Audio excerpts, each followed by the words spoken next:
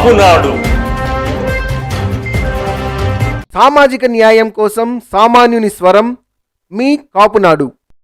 కాపునాడు సమాచార లేఖ letter number 181.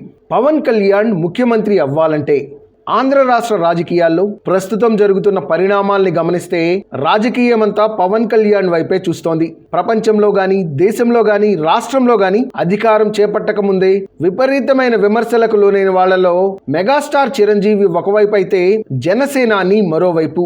అంటే దీని అర్థం ప్రత్యర్థులు ఈ సునామీని తట్టుకోలేక వీరిపై విమర్శలు చేస్తున్నారు అని. ఆంధ్రప్రదేశ్లో ప్రస్తుతం ఏక వ్యక్తి కనుసన్నల్లో నియంత పాలనల పరిపాలన కొనసాగుతోంది. ప్రశ్నించే ప్రత్యర్థులపై అక్రమ కేసులు, అలాగే అధికారం చేజార్చుకున్న వ్యక్తులపై కోడిగుడ్డుకు ఈకలు పీకినట్టు వారిపైనే కాకుండా వారి కుటుంబ సభ్యులపై కూడా కేసుల పరంపర కొనసాగుతోంది. విచిత్రం ఏంటంటే త్వరలోనే ఆ ఇంటి ఆడవాళ్లపై కూడా కేసులు బనాయించడానికి రంగం సిద్ధం చేస్తున్నారు. అధికార వైఎస్ఆర్ పార్టీ విపరీత పోకడలతో తుగ్లక్ పాలన సాగిస్తుంటే ఈ రాష్ట్ర పరిస్థితి అగమ్య గోచరంగా తయారైంది. ఈ 4.5 పాలనలో అమ్మా బొమ్మాళి సినిమా చూపిస్తున్న ఇదే ప్రభుత్వం తిరిగి అధికారంలోకి వస్తే ఆ సామాజిక వర్గం కాకుండా మిగతా సామాజిక వర్గాల పరిస్థితి ఏంటి? ఆంధ్ర ప్రాంతంలో నాయకులు, మేధావులే లేనట్టు ప్రతి పనికి ఇతర ప్రాంతాల నుండి, ముఖ్యంగా తెలంగాణ ప్రాంతం వాళ్లకు ముఖ్యమైన పదవులు ఇస్తే వాళ్ళు మన రాష్ట్రం మీద, మన మీద పెత్తనం చెలాయిస్తూ కుదిరితే మా గొప్ప, లేదంటే తిరుగు పలాయనం సాగిస్తారు. దీనిలో అధినాయకుడు కూడా మినహాయింపేం కాదు. పరిపాలనని ప్రశ్నించిన, నిరసనలు తెలియజేసిన వారిపై తప్పుడు కేసులు బనాయించి, రౌడీ షీట్లు తెరిచి, ఎన్నికల కమిషన్ నియమావళి ప్రకారం ఎన్నికలకు ముందు రోజే కార్యకర్తలను అరెస్టు చేసి ఎన్నికల ప్రక్రియకు వారిని దూరంగా జరపనున్నారు. దీన్ని ఎదుర్కోవాలంటే సరైన వ్యూహ రచన కావాలి. ఇందుకు మనం భారతదేశ ఔన్నత్యాన్ని కాపాడుతున్న మిలిటరీలో అమలు చేసే విలువైన ఒక పద్ధతిని పాటించాలి. అదేంటంటే అత్యవసర యుద్ధ కాలంలో సైన్యంలో మిలిటరీ దళాలు బలహీనపడినప్పుడు వెంటనే పారామిలిటరీ దళాల్ని రంగంలోకి దించుతారు. పారామిలిటరీ దళాలు కూడా బలహీనపడే పరిస్థితులు ఎదురైతే ప్రత్యామ్నాయంగా పోలీసు, ఎన్సీసీ తదితర రంగాల్లో ఉన్న వారిని సిద్ధపరిచి యుద్ధాన్ని విజయవంతం అయ్యేందుకు సాయశక్తులా కృషి చేస్తారు. ఆ పరిస్థితుల్లో కూడా అలవి కానప్పుడు అగ్రరాజ్యం అమెరికాను యుద్ధంలో ఓడించిన వియత్నాం పోరాటాన్ని దృష్టిలో పెట్టుకొని ప్రజలే సైనికులుగా మారాల్సి ఉంటుంది. ఇదే విధానాన్ని మనం కూడా తూచా తప్పకుండా అమలు చేస్తే తప్ప ఎన్నికల్లో ఈ అసురగణ దురాగతాల్ని, రాక్షస నియంతల అరాచకాలను ఎదుర్కోలేం. ఇది ఎలా అంటే అక్రమ కేసులు పెట్టి ప్రధాన నాయకుల్ని, కార్యకర్తల్ని నిలిపే ప్రయత్నం అధికార పక్షం మొదలుపెట్టినప్పుడు ద్వితీయ శ్రేణి నాయకుల్ని, కార్యకర్తల్ని రంగంలోకి దించేందుకు సిద్ధంగా ఉండాలి. అది కాని పక్షంలో నాయకుల, కార్యకర్తల కుటుంబ సభ్యులను కూడా రంగంలోకి దించాల్సిన పరిస్థితులు ఉన్నాయి. ఎందుకంటే ఇక్కడ అధికారంలో ఉన్నది ఒక పెత్తందారీతనానికి చెందిన రెడ్డి సామాజిక వర్గం. ఉమ్మడి ఆంధ్రప్రదేశ్లో జరిగిన రాజకీయ పరిణామాల్ని, అందులో రెడ్డి రాజకీయాన్ని ఒకసారి గుర్తు చేసుకుందాం. ఆంధ్రప్రదేశ్ ఏర్పడ్డాక ఇప్పటి వరకు 17 మంది ముఖ్యమంత్రులు కాగా అందులో 10 మంది రెడ్డి సామాజిక వర్గం నుండి, 3 కమ్మలు, 1 వెలమ, 1 వైశ్య, 1 మాల, 1 బ్రాహ్మణ సామాజిక వర్గాల నుండి ముఖ్యమంత్రులు అయ్యారు. రెడ్డి కాకుండా వేరే వర్గం వారు ముఖ్యమంత్రి అయినప్పుడు వారు రెడ్డి సామాజిక వర్గానికి అనుకూలంగానే వ్యవహరించాలి, లేదంటే అధికారం కోల్పోయేలా చేస్తారు. దీనికి ఉదాహరణ మాల సామాజిక వర్గానికి చెందిన దామోదరం సంజీవయ్య గారు రెడ్లకు వ్యతిరేకంగా కాపులకు తిరిగి బీసీ హోదా కల్పించినందుకు ఆయన్ని పదవీచ్యుతుణ్ణి చేశారు. ఇది కాపులు తెలుసుకోవాలి. ఇక్కడ మనం ఒక విషయాన్ని గమనిస్తే ప్రతి దశాబ్దంలో కాపు సామాజిక వర్గం నుండి ఒకరు ముఖ్యమంత్రి స్థాయికి రావడం, వారిని రెడ్డి రాజకీయం బలి తీసుకోవడం సర్వసాధారణమైపోయింది. అలాంటి వాళ్లలో మొదటిగా చెప్పుకోవాల్సింది ముత్యాల జయసూర్య నాయుడు. భారత జాతీయ కాంగ్రెస్ కు తొలి మహిళా అధ్యక్షురాలిగా, భారత జాతీయ కోకిలిగా పేరు పొందిన సరోజినీ నాయుడు గారి కుమారుడే ఈ ముత్యాల జయసూర్య నాయుడు. 1952లోనే సొంత ప్రాంతీయ పార్టీ పెట్టి అధికారం చేపట్టడానికి పూర్తి మెజారిటీ సంపాదించగలిగిన ఆయన ముఖ్యమంత్రి కాలేకపోయాడు. ఆ తర్వాత గడ్డం రాజారాం రేపో మాపో ముఖ్యమంత్రిగా ప్రమాణ స్వీకారం చేస్తారనుకున్న సమయంలో యాక్సిడెంట్ కి గురై మరణించారు. అది నేటికి ఒక ఛేదించకూడని మిస్టరీగానే ఉండిపోయింది. ఆ తర్వాత ఏ మదన్ మోహన్. వంగవీటి మోహనరంగాకి ఒక రకంగా చెప్పాలంటే రాజకీయ స్ఫూర్తిగా వెన్నుదన్నుగా నిలిచిన మదన్ మోహన్ గారిని తప్పుడు ప్రచారాలతో మానసిక క్షోభకు గురిచేసి ముఖ్యమంత్రి పదవికి దూరం చేశారు.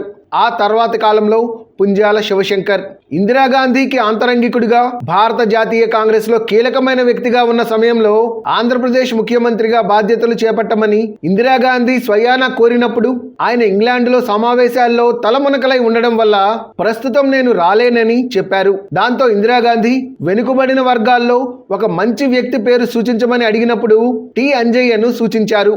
అంజయ్య ప్రమాణ స్వీకారానికి ముఖ్య అతిథిగా విచ్చేసిన శివశంకర్ గారు గవర్నర్ ఇప్పుడు టంగుటూరి రామకృష్ణారెడ్డి ప్రమాణ స్వీకారం చేస్తారు అని ప్రకటించారు.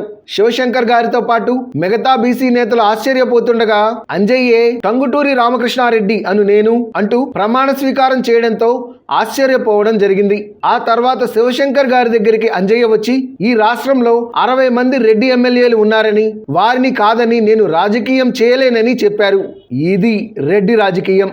ఆ తర్వాతి కాలంలో ఇందిరాగాంధీ మరణం, రాజీవ్ గాంధీ ప్రధానమంత్రిగా ప్రమాణ స్వీకారం చేసిన తర్వాత 2 సార్లు పిసిసి అధ్యక్షుడిగా ఎన్నిక కాబడి ఆంధ్ర రాష్ట్ర ముఖ్యమంత్రిగా అధిష్టానం ఆశీస్సులు అందజేసిన వి హనుమంతరావు కూడా ఆ పదవిని అలంకరించలేకపోయారు. దీనికి కారణం రెడ్ల సూటికేసు రాజకీయమే. ఆ తర్వాతి కాలంలో ప్రజారాజ్యం పార్టీ ద్వారా అధికారం చేపట్టాలని ఎంతో ప్రయత్నించిన చిరంజీవి ముఖ్యమంత్రి కాకుండా అడ్డుకున్నారు. తెలంగాణ ఆంధ్ర రెడ్లు ఏకమై వెలమ సామాజిక వర్గానికి చెందిన ఆత్మ సహకారంతో అధికారం చేపడతారన్న సమయంలో కుళ్ళు రాజకీయాలతో చిరంజీవిని సీఎం కాకుండా అడ్డుకున్నారు. దీనికి అనేక కారణాలున్నా ప్రధాన కారణం పైన చెప్పుకున్నదే అన్నది వాస్తవం. అలా చిరంజీవి ప్రజారాజ్యం పార్టీని కాంగ్రెస్ లో విలీనం చేయక తప్పని పరిస్థితులు తీసుకువచ్చి అటు నుంచి చిరంజీవిని కేంద్ర మంత్రిగా చేసి రాష్ట్ర రాజకీయాలకు దూరం చేశారు. ఆ తర్వాత కాలంలో కన్నా లక్ష్మీనారాయణ ముఖ్యమంత్రిగా ఎంపిక కాబడ్డ రెడ్ల సూటికేసు రాజకీయంలో ఆయన్ని కాదని నల్లారి కిరణ్ కుమార్ రెడ్డిని ముఖ్యమంత్రి చేశారు. ఉమ్మడిగా ఉన్న ఆంధ్రప్రదేశ్ 2 రాష్ట్రాలుగా ఏర్పడింది. ప్రస్తుతం జనసేన పార్టీతో పవన్ కళ్యాణ్ మన ముందుకు వచ్చాడు. ఇక్కడ ఒక ముఖ్య విషయం మనం దృష్టిలో పెట్టుకోవాలి. అధికార పక్షంతో వ్యాపార లావాదేవీలు నిర్వహిస్తున్న వారిని ఈ వ్యూహంలో భాగం చేయకూడదు. వచ్చేది మా ప్రభుత్వమా మన ప్రభుత్వమా అన్న విషయంలో నిక్కచ్చిగా వ్యవహరించాలి. ప్రస్తుతం జరుగుతున్నది మా ప్రభుత్వమే అన్న ఆలోచన ధోరణే నడుస్తోంది. దాన్ని దాటి మన ప్రభుత్వం అన్న ధోరణి రావాలి. ఇక్కడ మనం ఒక ఉదాహరణ చెప్పుకుంటే గన్నవరం నియోజకవర్గంలో కీలక ప్రాంతంగా ఉన్న రామవరపాడులో కాపు ఓటర్ల సంఖ్య సుమారు 6,000 పైచిలుకు. ఈ సంఖ్య గన్నవరం ప్రాంతం గెలుపు ఓటములను నిర్దేశిస్తుంది. దీని పక్కనే ఉన్న ప్రసాదంపాడు గ్రామంలో కమ్మ ఓటర్ల సంఖ్య అత్యల్పం.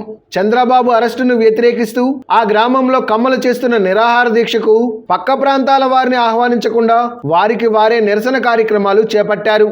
ఇది పేలవంగా జరగడమే కాక అధికార పార్టీకి బలం చేకూర్చేదిలా ఉంది.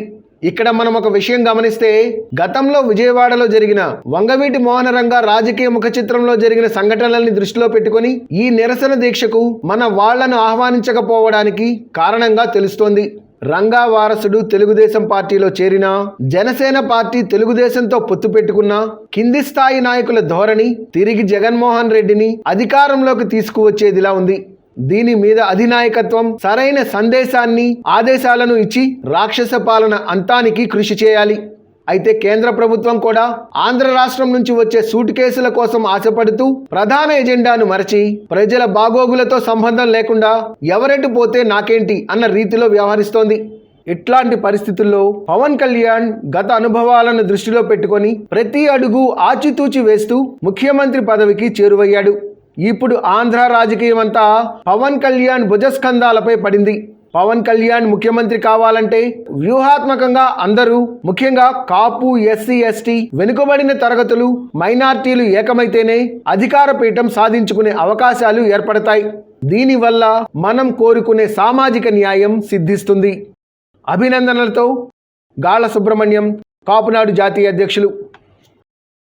సమాచారం సహకారం అన్న నినాదంతో కాపు సమాజ అభివృద్ధిలో మీరు భాగస్వాములు కండి. కాపునాడులో సభ్యులుగా చేరండి, చేర్పించండి. Please visit www.kapunaduindia.com. Read Kapunadu monthly magazine. Please subscribe our channel.